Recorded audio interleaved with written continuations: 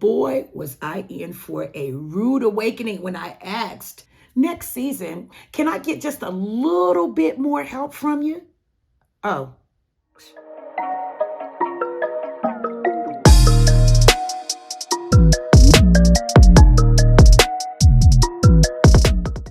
hey, Volley Truthers. This is Coach Johns with the Volley Truth. And the truth is, I cannot hold my tongue on this reoccurring issue in the coaching world. In lieu of the recent resignations of head football coach Con Chase of Brockton, Massachusetts, and an ex-player that I know, head coach Tashara Hicks of Clarksville, Tennessee, from their high school coaching positions due to vulgar language of the parents for Coach Brockton, and for Coach Hicks, her coaching methods, her style, and what she would and would not take has really got me up in my feelings.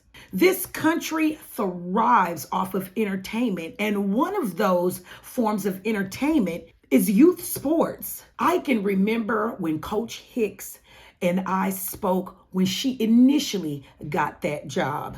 I gave her some pointers and some drills, some do's and don'ts, and she was super excited. We went over her plan that she had designed to actually rebuild that program and all of that. And to hear that she only lasted 2 seasons is truly disheartening. But it's not surprising. Again, coaches are leaving youth sports at an alarming rate due to everyone gets to play that concept and everyone gets a trophy. That's the era that we're living in. I can remember just a few years back when I put my own letter of resignation in from the high school scene, simply because the parents had their hands far too deep in the pockets of the program. How important is it for you to have a good administration behind you?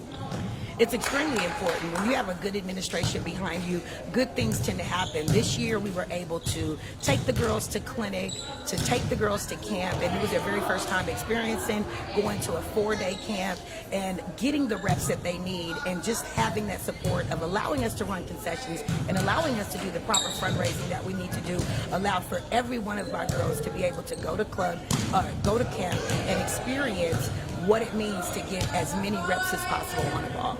I was putting all of my heart and soul into that program. I set up fundraisers. I built up a concession stand to sell food at the games.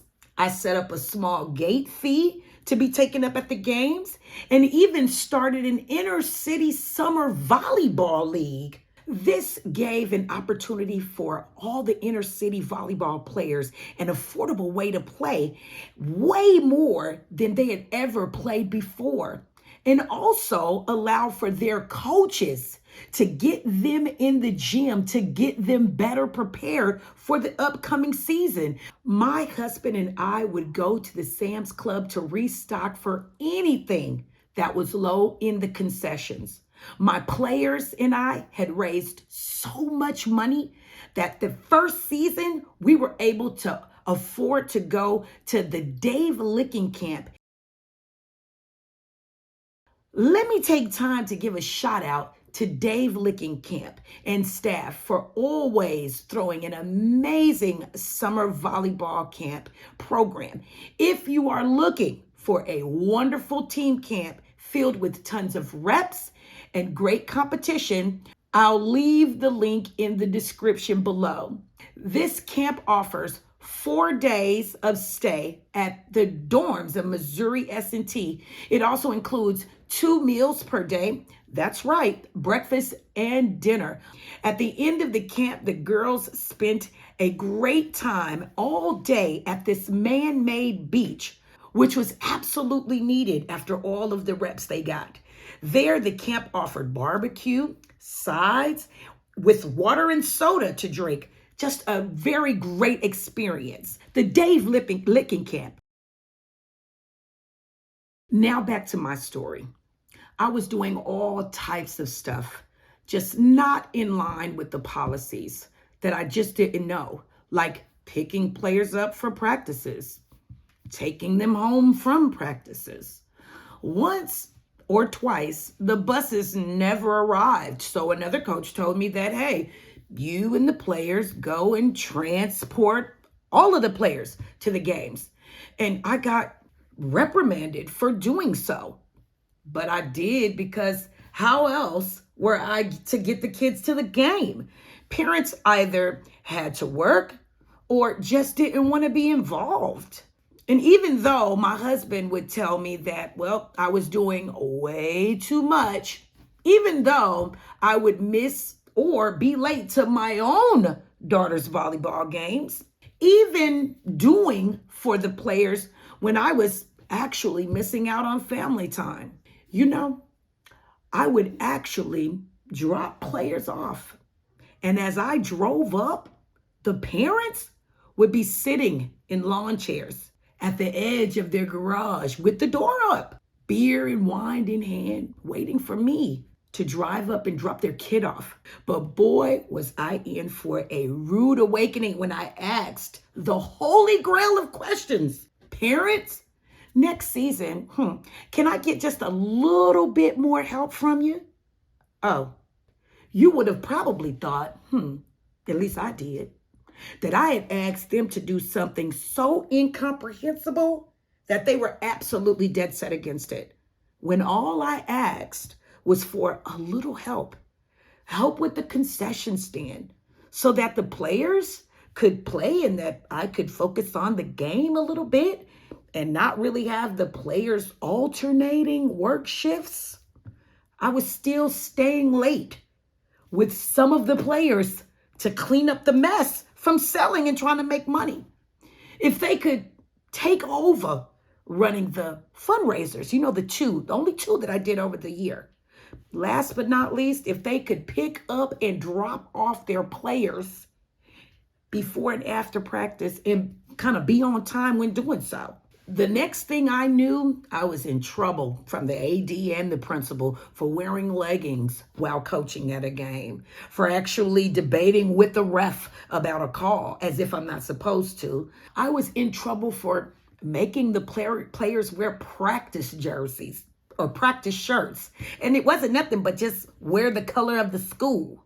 I was in trouble for not letting players play when they missed a practice or games. You're not playing. I was in trouble for not liking a player.